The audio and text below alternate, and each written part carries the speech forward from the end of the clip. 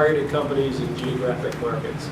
And this, as you see on the screen, it's a prelude to what we're going to do 2 weeks from now. We're going to go over to the Cook Memorial Library, and we're going to use their computers to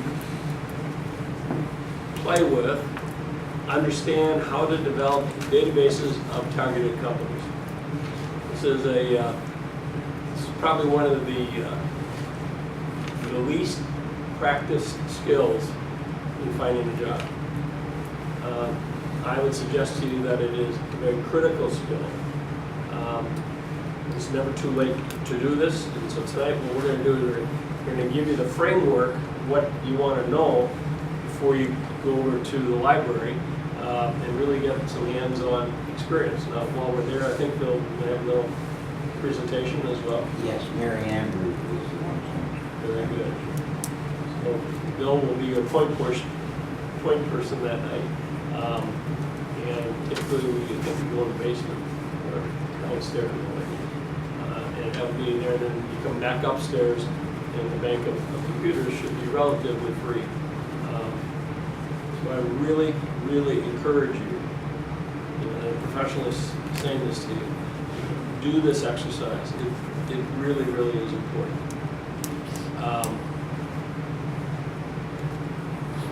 guess I got a little story that doesn't fit in any of the slides, but I was working with a control, as I think about it. We'll call him Charlie. Charlie has worked in the city for 15 years. 20 years, I don't know what it was.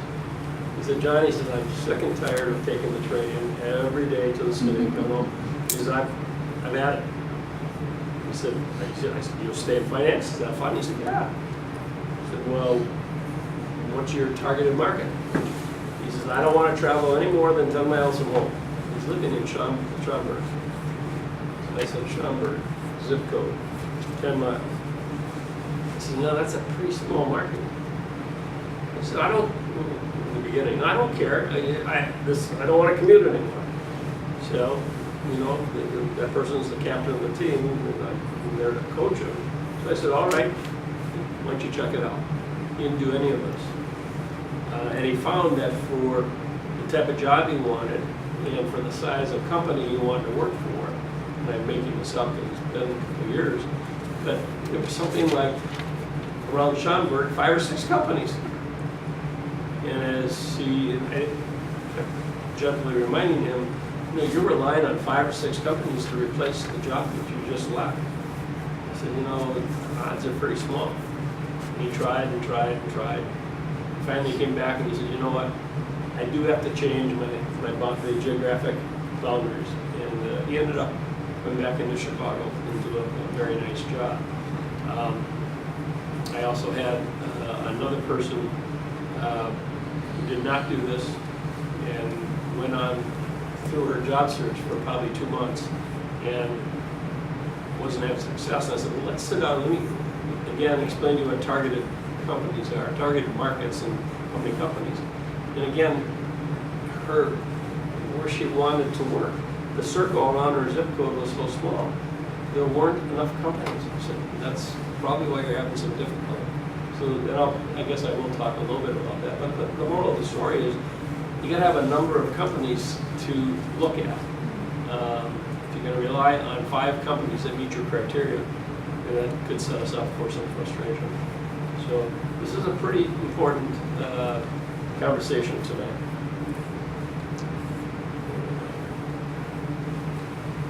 So I want to talk a little bit more about why we identified targeted companies. I thought I'd take a couple minutes to talk a little bit about how companies market their products. And I've tried to show you the association to how we market ourselves in the same way. And I'm going to suggest as I get to the slides, say, hey, if companies are successful in running a business through their marketing program, there's no reason we can't use those same techniques to be successful in finding the type of job we're looking for. How do we market ourselves? I'm going to spend some time talking about criteria. And I have a handout for that you can take with you. I'll speak to the handout tonight. But anytime you're over at the library and you're not with us, you're by yourself, you can take this sheet with you and with your notes, you can get into one of the computers and kind of navigate yourself. And by the way, you'll find that when you're over there by yourself, there's a couple people there that look over the research that's used on those computers. They're very helpful. They'll just wave your hand, they'll come over and get you into the database. I'll end by talking a little bit about, so you got a database of companies, so what? So what are the strategies? How are we gonna try to uncover job leads in these targeted companies? So that's a little bit of the agenda of what we're going to talk about today.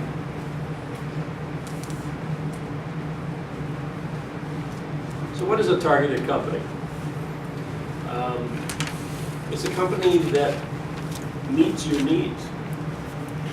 I'm going to go back and not look at anybody here particularly in terms of tonight and how you describe what you're looking for, but you need to know your value proposition. You need to know what it is you offer a company who's in need of.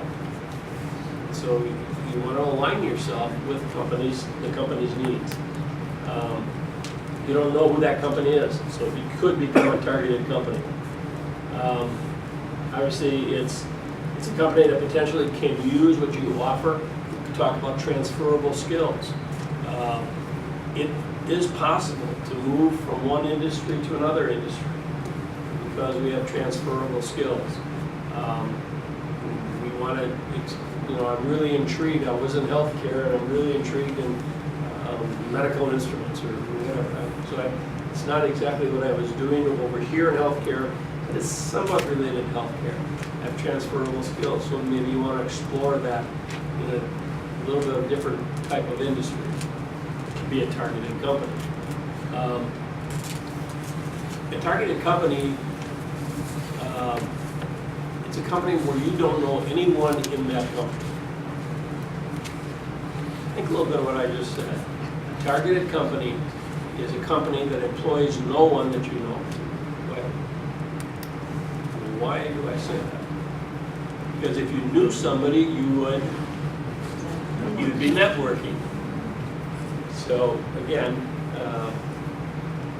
if you know somebody, it's not necessarily a targeted company you want to put effort in. You want to discover what you don't know. The network person can help you do that. Again, a targeted company, they have jobs that aren't apparent to you. So that if you start to zero in on a targeted company, you may find, just in the process of networking, or however the strategy is at the end of the last slide here, you may uncover a job lead. There's such a thing as a silent job market. Some companies choose not to advertise jobs for good reason. Maybe from a competitive point of view, you don't want the competition to know that they're hiring in your space, whatever. So as you start to get into a targeted company, you may find a job opportunity that you weren't aware of. And you know what? None of us know where every job opportunity is. So we want to see if we can uncover a job lead through a targeted company. Next section, I talk a little bit about the typical ways we uncover job leads. And I put networking right at the top. 7 to 8 people out of 10 find their jobs through networking. That only leaves 20% or 2 other people. LinkedIn offers us an electronic form of networking. So I might group LinkedIn with the traditional form of networking, which is face-to-face conversation. But 2 very powerful, in today's market, 2 very powerful ways of uncovering job leads. Job boards, I would say I'd give myself less than 5% chance. There are jobs on job boards, and I just want you to remember what WWW stands for. World Wide Web. So that as I apply for a job on a job board, you can expect People in Siberia, Russia, can open their computer and see that job lead. And that is what I'm saying, is that that can draw easily 300 resumes, easily. And of course, then the company has a screening process to get down to people who they want to interview. And so we don't have good odds, but I'm not telling you to ignore the job boards. I'm just saying, be careful that you don't become frustrated because you don't get a response or it's not moving fast enough. There are jobs there, they're real, they're not made up. It's the number of people you're competing against that reduces your chance. The internet search agents, I'm sure some of you do this, you want alerts when companies create jobs, or jobs are created in certain companies that you would like to work for. Search firms. Last meeting we talked about search firms. I would say, 10 to 15%. Be careful how you divide all these percents up, but search firms are legitimate. I would say this, that always, when a search firm calls you, ask what type of search are you engaged in? Is this a retained search, contingency search? Are you part of an agency? Let them tell you, and then you know the type of person you're dealing with. Again, I don't repeat what we talked about last time. They do have real jobs, real money, but again, they're dealing with a lot of people. And I think to your point, everything is mostly today, everything's electronic. So that as they get your resume, it's okay if you don't get any results. Go back to them in 2 months with another email, because you can get their email addresses in the library.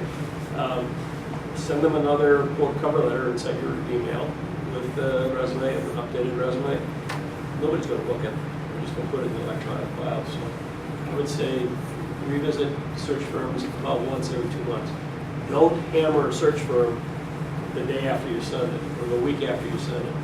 Time is money to them. They don't coffee clutch. And they want you, they're going to make you feel like a sister or a brother. The second they don't need you, how do you spell your first name? So, exaggerating a little bit, but, they're a different type of person to work with. They're in business for themselves. They really are. And John, the other thing is they're working for a client, they're not working for you. Yes. Quick question on that. You mentioned that I understand when you retain a search firm. I understand the contingency. What do you mean by agency? Let me put it in dollars and cents. Agencies probably recruit for jobs that are up to about 40,000. Contingency, 50,000. Contingency recruit for jobs that are 50 to 100, 110. Retain, start their searches 100, 120 to the sky. So based on the type of salary that you've been earning, that you're looking for, that might determine what type of search firm you want to contact. Does that answer? Maybe not. Well, I mean, you Like look at Robert, what do you consider Robert Half? I would consider them a contingency firm. And they're very specialized around finance and accounting and information technology and so forth. So they're a very fine contingency firm. Yeah. But Do they- agencies get paid the same way They would will get a paid. contingency. Robert Half gets paid if the firm hires their client. But an employment agency, it's just a matter of, I think as John explained, it's a matter of the kind of level of jobs that they focus on. Okay. An employment agency is looking for very entry level, a lot of temp, a lot of interim kind of jobs, a lot of temporary jobs, but very, very entry level. Okay. Whereas the Robert Halfs, I would say the average person has a minimum of a degree in accounting or IT or something like that and above. They're well respected. Yeah, well respected. So last but not least on our list is our subject tonight, targeting companies. It's a little bit like going fishing. Sometimes as we follow up on one of our targeted companies, you know, we just filled that job yesterday, so to speak. Fish moved on. So we don't spend a lot of, I'll talk about this in the last slide. We don't spend a lot of time. If we get a response and somebody wants to talk to us, that's fine. If they don't want to talk to us, you know, onto your next targeted company. The effort in following up on targeted companies, I would say at most is a day a week, but I'd say maybe a half a day a week. And I'll get to the last slide to talk about that. So again, you know, the odds are less, but we need to talk about this because it also is so important in networking. When people say, well, can you give me an idea of the type of company you'd like to work for? The type of business? You know, and if you have a list of targeted companies in your head or on paper, that information is needed in networking. So another reason why this is important. How many targeted companies should I have? And I usually will say, if you work with about 150 companies, you know, that's manageable. And that is the edge of the high end. But when you go to the library, based on your filters, you don't put filters in. The first pass at the database you're going to get out, it could include, what do I have here, 600? Easy, 600 companies. No one can manage going after 600 targeted companies. And it's too much. I would say to people, if you come up with 600 companies, I just really like all of these, then divide them into 6 databases. So to speak, put 100 companies in each database. And then decide, I'm going to go after this database from this company to this company, or take a slice across, and I'll take the top 10 companies out of each of the 6 databases, so I got 60 target companies. You need to be able to manage this. This is not just an exercise for fun or, you know, to fulfill my intellect. I mean, this is working information. I already spoke to the 2 live stories where somebody came up with less than, here I've got 10 companies.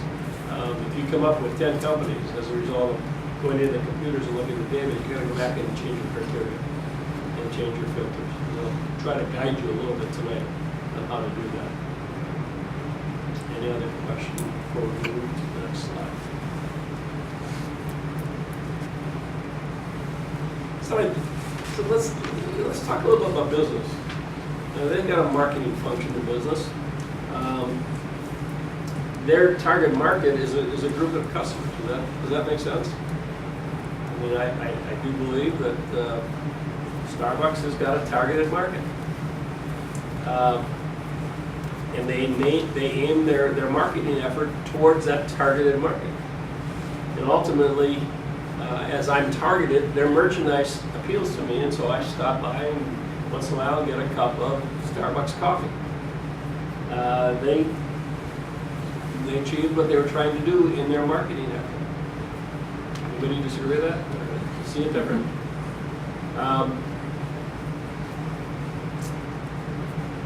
The marketing strategy in business, the four P's: product, place, promotion, and price. We're going to try to relate that to the job search in the next slide. And I do think that successful companies have successful marketing strategies that address each of those 4 elements. And we're no different as we go into the job search. So what is our targeted market? It's these companies I've been talking about. We need to see who our potential, we call them customers, but you know, who are we working with? We're the business, and we want to launch a marketing effort. And ultimately, we hope people buy our value proposition, which is our merchandise. So as I go through the P's, our competencies are the product. That's what a company buys. A company doesn't buy my job title from the past.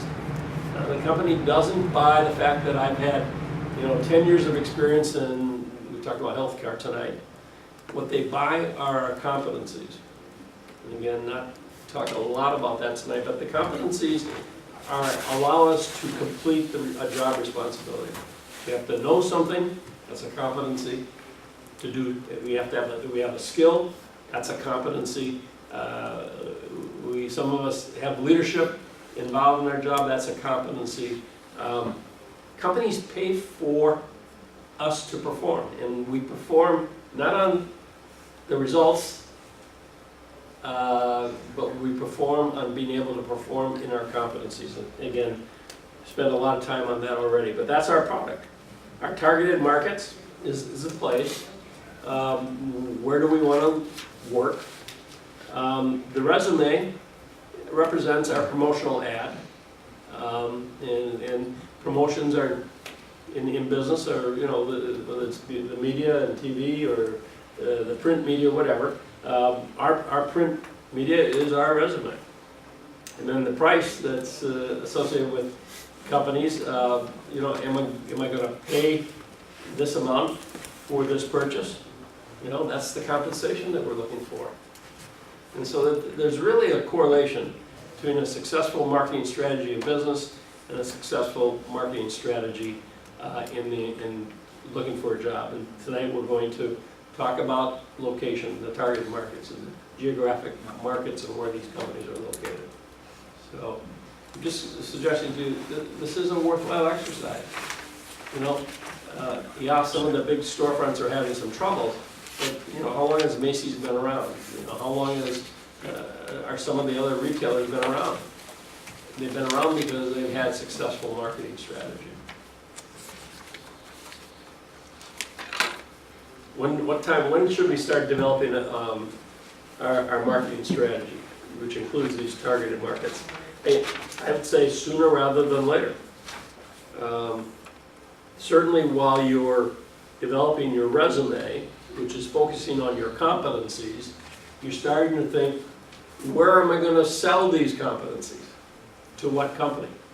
And be sure that you do it in that order.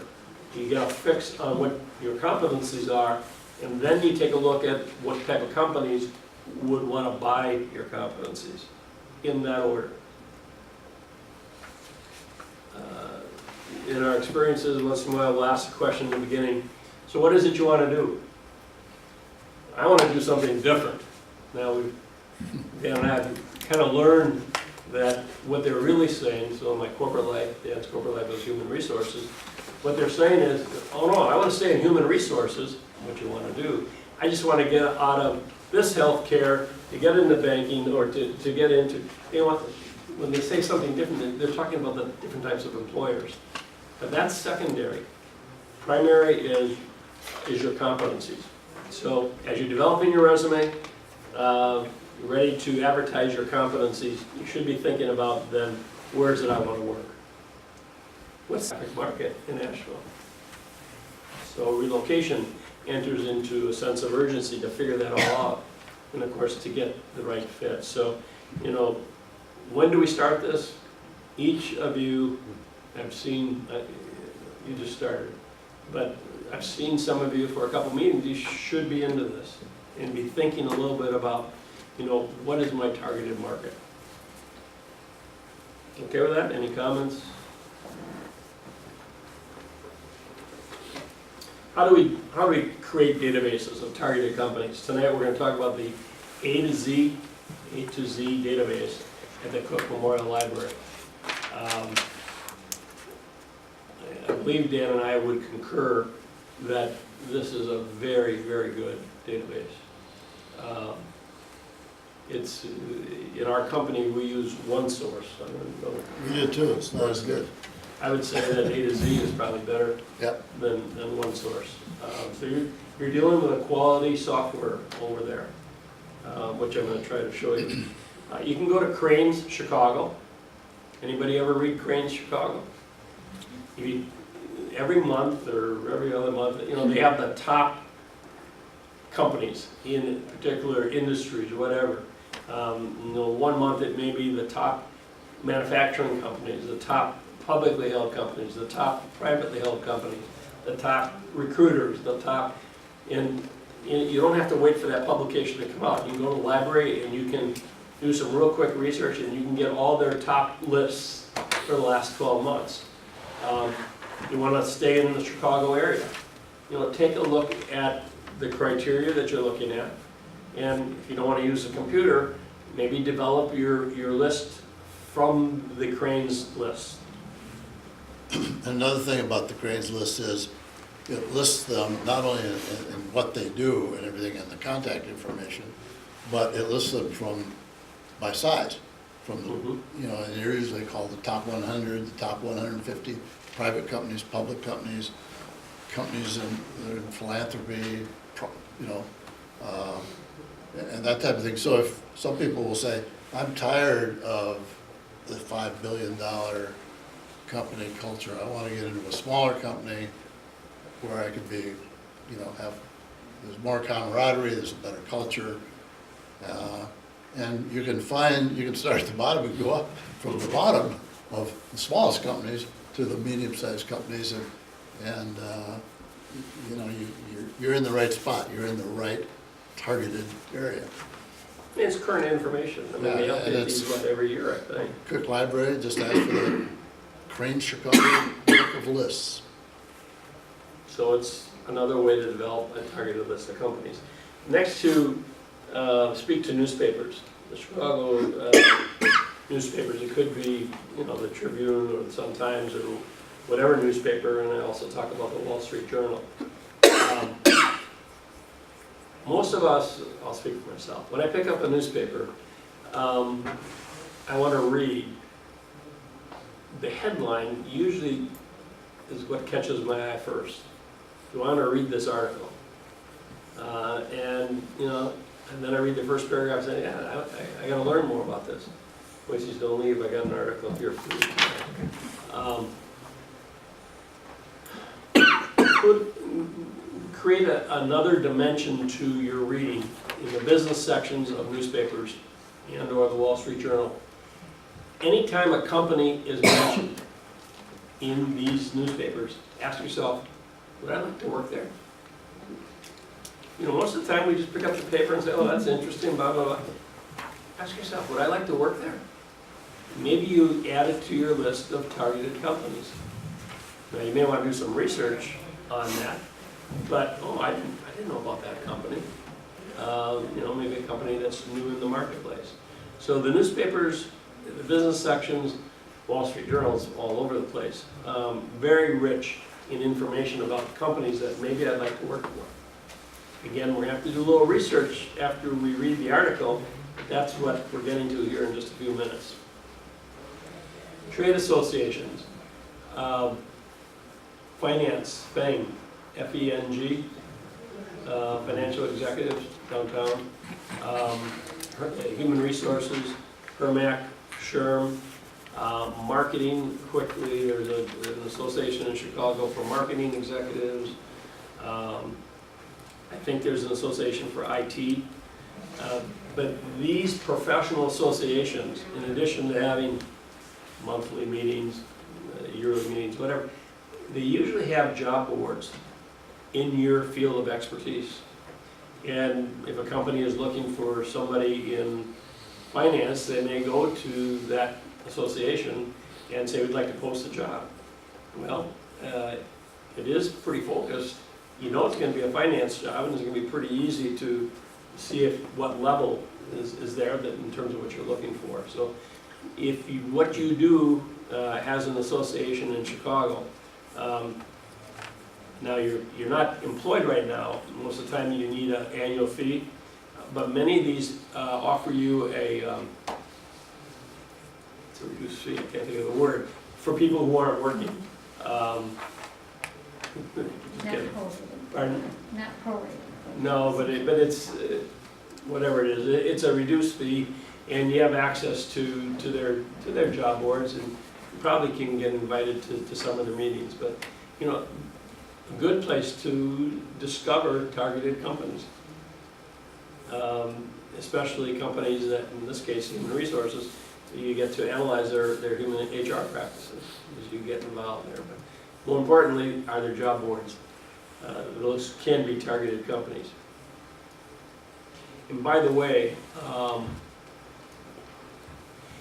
companies have a way of monkey see, monkey do. So if you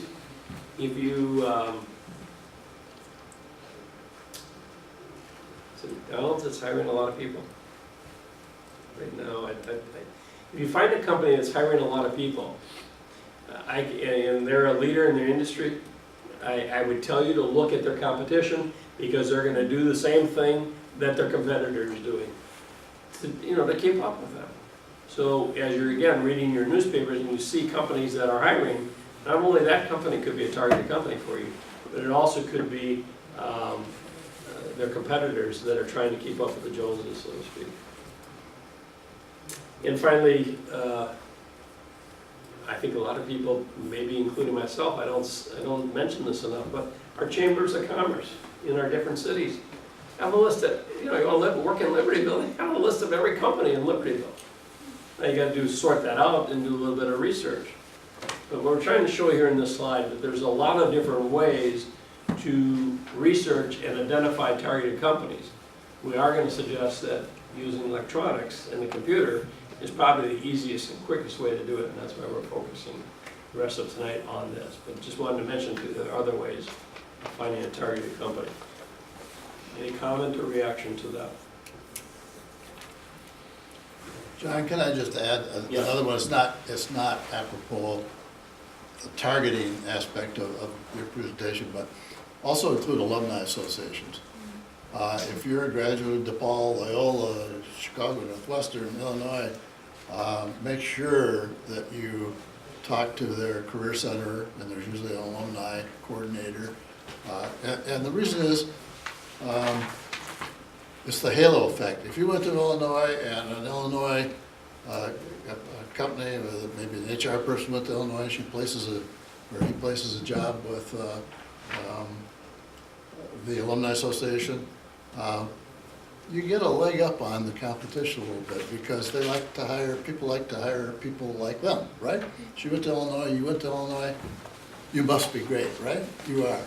And so you sometimes get a thing, but again, has nothing to do with targeting, it's just a thought around where you can also look for not only the job board, but also networking opportunities.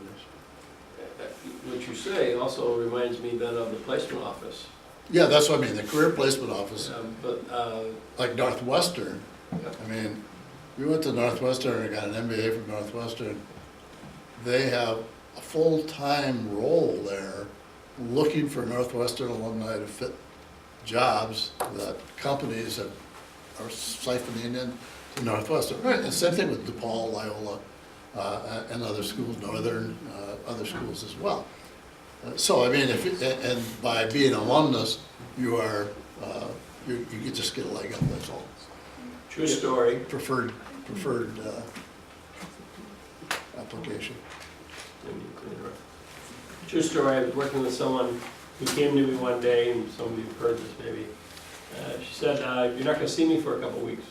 She said, I'm going out to Virginia to be with my family and visit some friends. This lady's about, I don't know, 33, 34 years old. Lives in Chicago, been working in Chicago since she graduated. I said, while you're out there taking Dan's advice, I said, stop in. I said, your resume says you graduated from the University of Virginia. I said, stop in and ask them what companies, the halo effect, why do companies go to the University of Virginia to recruit students? They have a respect for that. So why don't you just stop in, you're not a recent college grad, but find out what companies are recruiting on campus. These are the companies that respect you as a graduate. Placement officer said to her, as she's telling me the story afterwards, he said, let me introduce you to XYZ company. It's a very large company here in Virginia. She got an interview. And again, she's in human resources. And in the middle of the interview, she tells me, she said, my heart just sank. So, well, something to the effect, you have a very interesting human resources background, but, I heard the word but, she said, what's coming? So we understand that you want to relocate out here, be near your family and near your friends, and of course, you know, our community is just a wonderful place, but would you mind staying in Chicago? We have the same job in Chicago. True story. She was hired, and until, I think she's just recently left, but she was in that job for quite a while. Anyways, to Dan's point of using the placement office. Or is it, what's the source of the A to Z database? The license is purchased by Libertyville Library System. I will tell you, it is very popular, and you'll find it in other libraries as well. But each library system would have to buy their own license. We'll have, each library might have its own database. Right. There's a good chance they have this one. And do you happen to know what the source of this, where are they pulling all this data from in this database? I don't know who owns it. If you go there, I'm sure it'll have some kind of disclaimer. Yeah, okay, But it's a good database. okay. Very good information. Yeah, there's two databases that are used by most libraries. One is A to Z database, and the other one is Database USA, I believe. Yes, thank you. And they are spin-offs from they were originally the same company, and they split off and went into competition, but most libraries will allow you access to it, and I know Cook allows you, if you have a library card, to work it from home, so you don't have to go to the library, you just Yeah, you yeah. sit in your kitchen and This says census on it, so my hunch is maybe it comes from the census. Yeah, that's what I started leaning towards, Yeah. to get this volume of data, how that could come about. Okay, Okay. thank you. So rather than a business type, you know, let me look at, you know, in industry. And so the example I gave you here, the 2012 NAIC code has 2 digits that are broken down into 6 digits. It just keeps getting refined. But if I start by saying I want to work in manufacturing, going to the NAIC code on the screen, I would type in 31, 32, or 33. Manufacturing, a warning, isn't it the largest industry in our country? So there's a chance that if you put in 31 or 32 or 33, you're going to get so many results that you got to start refining it a little bit. So down at the bottom, I gave you a sample that if you put in 3-1 and add a 1, you're into food manufacturing. 3-1 and add a 2, you're into beverage tobacco product manufacturing. 3-1-2 and add another 1, you're into beverage manufacturing. 3-1-2 and 1-1-1, you get the soft drink manufacturing industry. You don't need to know this, it just pops up on your screen. And so that if you put in 31, usually there's a plus sign in front of that. If you click on the plus sign, it'll open up to 3-1-1. There's a plus sign in front of 3-1. Click on that, and it'll open up to 3-1-2-1. So it just unfolds for you just by a mere of a click. And it's saying to you, you may have to do that, especially if you want to look at manufacturing type companies. There's just too many of them. And so you need to be a little bit more specialized. So you can take this with you. You know, this is a working document. And it's for those people who want to start putting the database together by looking at an industry. I started this by saying we're going to look at a name of a company. Now we're into industry. So if you address geography and keyword, you're going to get a lot of information. You get a lot of information. And it's going to be downloaded into a spreadsheet. So there's other information, which I'm going to talk about here in a minute, that you may want on the spreadsheet. But before I talk about information on the spreadsheet, you still may be having a database that's too big. And so we got to add some other filters. And so that I may go then into the second column. I can choose headquarters or a branch. And so think of banking. Yeah. If you don't, you're going to every branch bank in Chicago. too big. If you say, no, I don't want to work in a branch bank, I want access to their headquarters. Click on headquarters, it's another filter that will squeeze down the number of companies. Another way to, and you really should pay attention to this, you can identify the companies you want to work for by their size. If you work in finance, sales, marketing, most of the time people will identify you by the revenues that you've just come from. And so that they're saying, well, if you worked in that size company, you should be able to work in this size company. You know, I say, what's a couple zeros? Come on, finance is finance, but you'll find that bias as you're interviewing. So if you worked at, you most recently worked at Baxter. If you look at Baxter corporately, lots of revenues, but that's not the revenue that you're looking for, because your work never impacted that big of us. But you worked in this business unit at Baxter, and their revenues in that business unit were smaller, but you say, I successfully worked in that size of business. Well, you want companies then that have those types of revenues.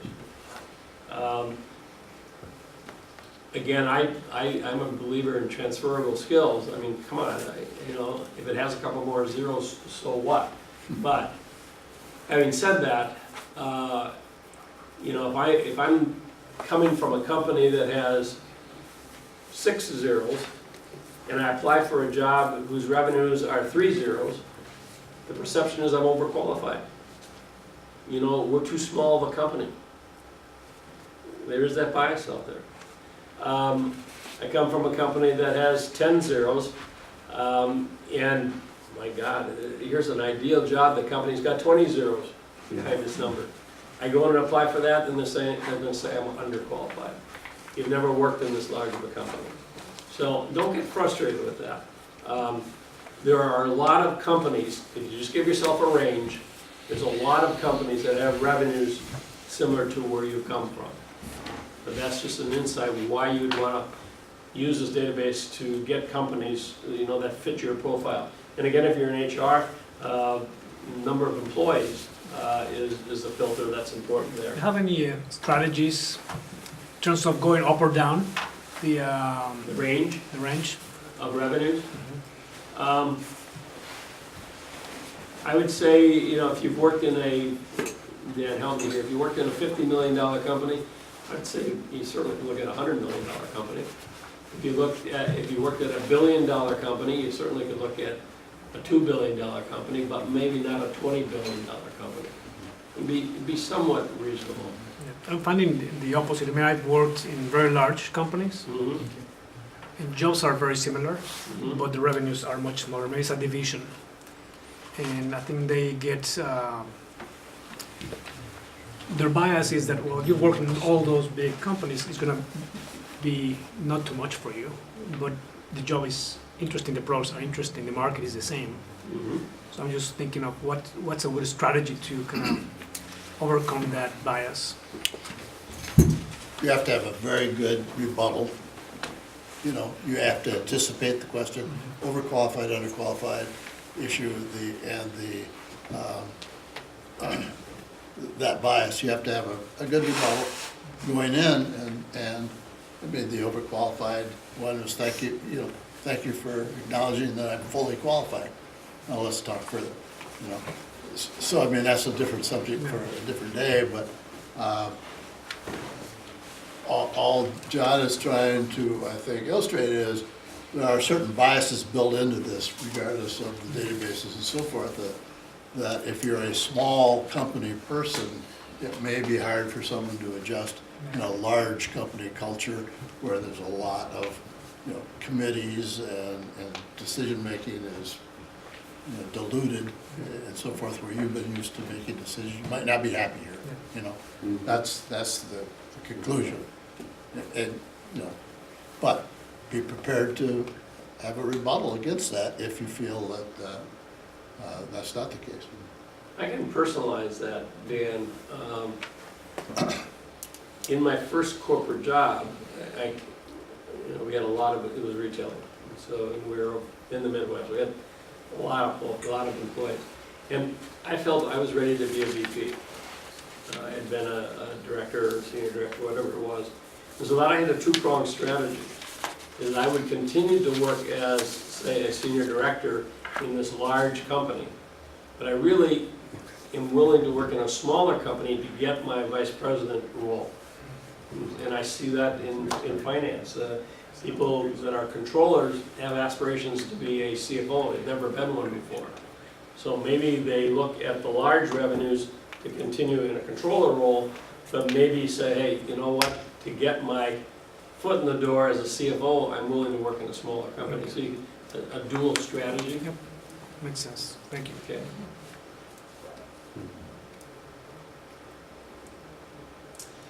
As you're building your database, this will not affect the number of companies, but be sure you include a phone number. Because again, we're going to download this and print out a report. So we want a phone number.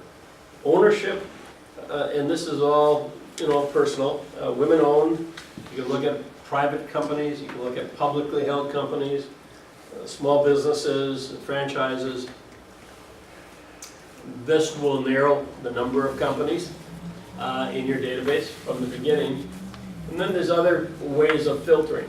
Dan talked a little bit before about, and I think you were referring to this, Dan, about cranes. But you can do a Fortune 1000 search, a Fortune 500 search, a Fortune 200 search. Again, we're looking at large companies to smaller companies.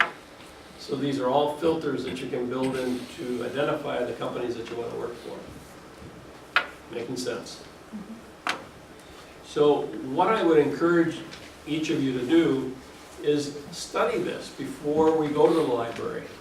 And just say to your, do some check marks and little notes that when I get in there, I want to start experimenting here to see what I end up with. 600 is too many. 100 to 150, you can manage that. And again, 10 is not enough. You got to change the criteria. Well, this is a little bit of the A to Z database. We want to introduce 80 companies. You can't contact all 80 companies next Monday. You just can't. And so that what I would suggest is put together a strategy where you email a company or send a letter and say what you're looking for. And I'd like to follow this up with a phone call next week. So you're laying the ground. And you then make the phone call to the person that you were talking, and a couple things are going to happen. They're not going to take your call. I'm telling you, maybe try one more time, but you got other fish to fry. Move on. They've got your resume. If they were looking for somebody, they'd take your phone call. Unless they were traveling or whatever. You're looking for somebody who says,